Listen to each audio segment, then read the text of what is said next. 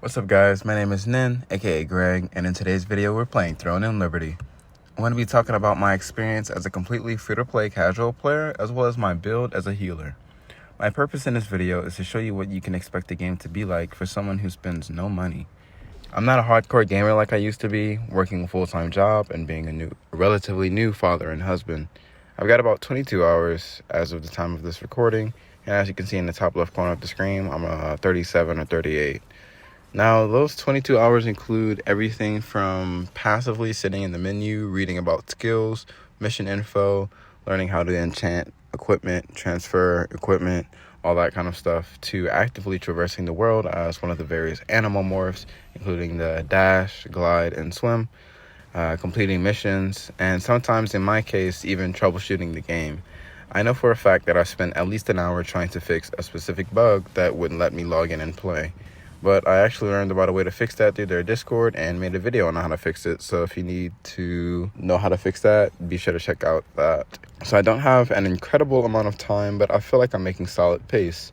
The max level is 50, so 37 out of 50 is pretty good to me. I end up getting most of my XP from doing main missions, certain appendix missions, contracts, secret dungeons, and my favorite way, co-op dungeons. Main missions are story missions that pop up on the right side of your screen, which can be indicated by this purple icon here. Appendix missions will show up as you progress through your main missions with a blue icon that looks like this. They typically help you understand how to unlock or upgrade your equipment or skills, or have you explore areas and do other typical side quest things. Contracts are also unlocked through progressing through the story and can be obtained through the major city or settlement's contract manager. Contracts will show up using this yellow icon here and can give you various rewards, including XP and item components for crafting. Secret dungeons are unlocked in Chapter 3 after meeting Ashian in the Starlight Observatory ruins and observing this painting. It creates this separate instance where you can take on mini-bosses either solo or co-op, I believe. I've always done it solo.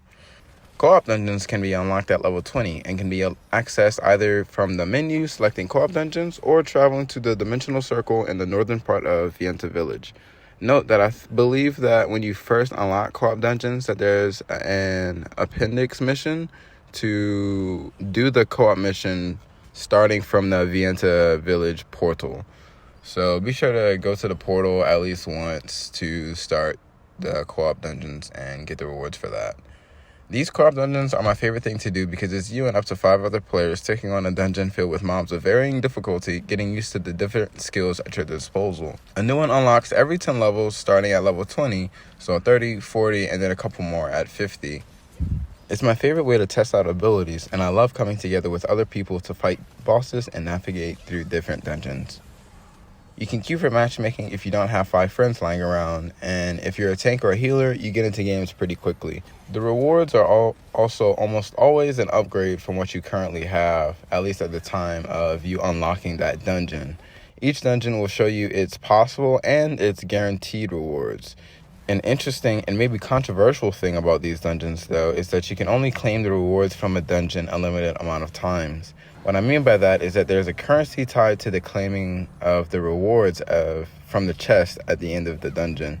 You can complete the dungeon as many times as you want, but you can only claim the rewards as long as you have the currency to do so.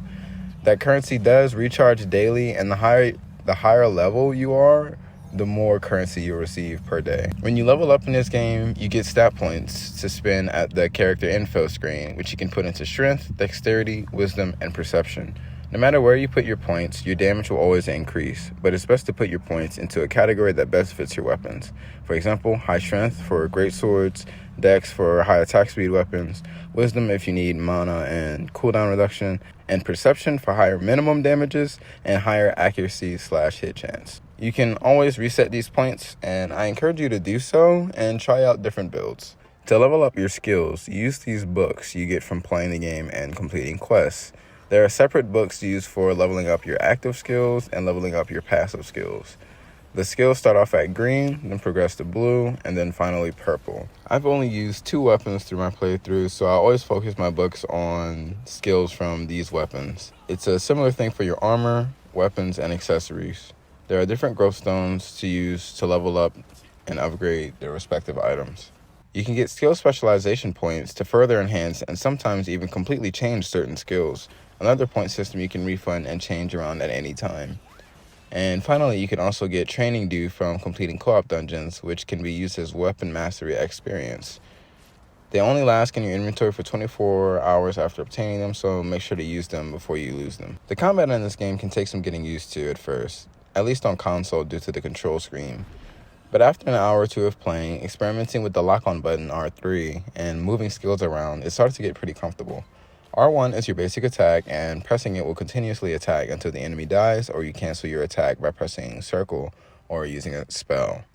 L1 is your defensive skill, which can parry certain attacks, or if you do it in a direction, you can do a dash. Each weapon has its own unique defensive skill. Pressing the up arrow will switch between your two chosen weapons. And while you can switch between weapons, it's not necessary to have a certain weapon in your hand to use its skills. For example, I have the wand and the crossbow equipped here. I can actively hold the crossbow in my hand and use a wand spell without needing to switch to the wand. All I need to do is press the spell input. Speaking of spells, the keybinds for controller is what exactly took me a while to get used to. If you look at the bottom of the screen, there are 3 diamonds with 4 icons each, plus the defensive spells, plus the basic auto attack button, for a total of 14 spells/buttons to use. And the way that they're able to fit all this on the controller is by using the R1 and R2 buttons in tandem with the directional buttons and other face buttons. For example, if I hold down R1, you will see the face buttons square, triangle, circle, and X pop up. That's for the first 4 spells, followed by the same thing for the R2, square, triangle, circle, and X. And finally, for the last set of spells, you hold down R2 and then press a directional arrow, either up, down, left, or right. I spent some time at the beginning of the game going through the different weapon types offered in the game. The greatsword, sword and shield, daggers, longbow, crossbow, staff, and wand. The wand is your main healer and support. Longbow is your long-range damage-based support with a few supports in there. Crossbow, high attack speed, range damage. Daggers, high attack speed, melee damage. Staff has high AoE and burst damage. Sword and shield and greatsword are your tanks with high survivability, CC, and damage. And note, I kind of put damage on nearly every weapon type because so far they all seem viable. Once again, I haven't gotten to in-game content, so I'm not sure how meta things are, but I'm always on the side of pick whatever feels or looks cool to you and have fun. So I chose the wand longbow combo because the wand shows to be the true support weapon, and the longbow said to have a few support abilities as well. They seem to synergize well enough together. I chose to opt into 5 longbow skills and 7 wand skills. Note that some of the skill names may change based on the skill specializations I've chosen. My longbow skills are Deadly Marker, Ensnaring Arrow, Decisive Sniping, Zephyr's Knock, and finally Nature's Blessing. My longbow skills help me deal damage, mark enemies for my allies, CC enemies, and heal my team. My wand skills are Time for Punishment, Curse Nightmare, Blessed Barrier, Touch of Despair, Invincible Wall, Swift Healing, and Clay Salvation. As far as the passive skills that I'm running Devotion and Emptiness, Noble Revival, Saint's Oath, Full of Corruption, Wraith's Beckon, Earth's Blessing, and Vampiric Contact. So now that I've talked about my skills, let's talk about how they work in a real dungeon. Typically, I'll begin most encounters offensively with Touch of Despair to start the damage over time tick. Then my 2 major debuffs, Time for Punishment and Deadly Marker, for party members to get crits and increase skill damage against enemies. While these debuffs are active, I'll make sure to use my offensive skills, Decisive Sniping and Zephyr's Knocks, and as many auto attacks as I can get in. Sometimes, on the other hand, I'll need to start an engagement defensively with Invincible Wall or Blessed Barrier to boost defensives or give a shield. If I end up taking aggro, I'll use Ensnaring Arrow to bind an enemy, morph into the animal, and disengage and kite into my team so they can take the heat while I stay back and heal. Typically, if I'm over-leveled for a dungeon, sometimes I'll aggro some enemies into myself and bring them into my team just so we can start to get the engagements done quicker. Different co-op dungeon bosses have different mechanics to learn, and it takes a few runs or a good team to teach you. For example, the boss in the level 20 dungeon has this move that puts this like shadow bubble thing around someone in your party, and then it locks them in place and does a lot of damage, nearly one-shotting them if you're not a tank. But to counter just have all team members step into the shadow, and it'll greatly reduce its damage. It'll also introduce you to the parry/dodge system, because there's this pink/purple circle that you'll see like in the middle of an enemy, and you have to learn to press L1 and time that well. In the level 31, it's 2 main mechanics: a move where the massive lion stuns you and fires 3 fireballs at you. Once again, it feels random who gets selected, but the tank is supposed to see the lion's face, its body towards someone, and get ready to block its fireballs.